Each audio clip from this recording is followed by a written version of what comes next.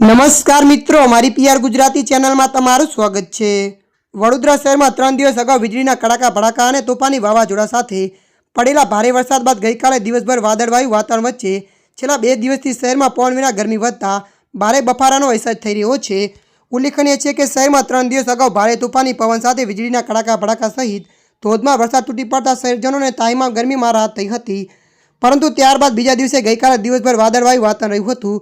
ગમે ત્યારે વરસાદ તૂટી પડે તેવી ધારણા પણ સેવાઈ રહી હતી, પરંતુ સતત ઉકાળા દિવસભર રહ્યો હતો, જ્યારે સમી સાથે સામાન્ય પવન ફૂંકાતા ગરમીમાં રાહત મળી હતી।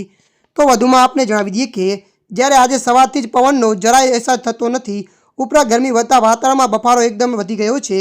કાં વિના લોકો ઘર બહાર નીકળવાનું ટાળી રહ્યા છે। ત્યારે મિત્રો હાલ માટે આટલું, મળીશું નવી અપડેટ સાથે। જો તમને અમારો વિડીયો પસંદ આવે લાઇક, શેર અને સબસ્ક્રાઈબ કરી નાખજો।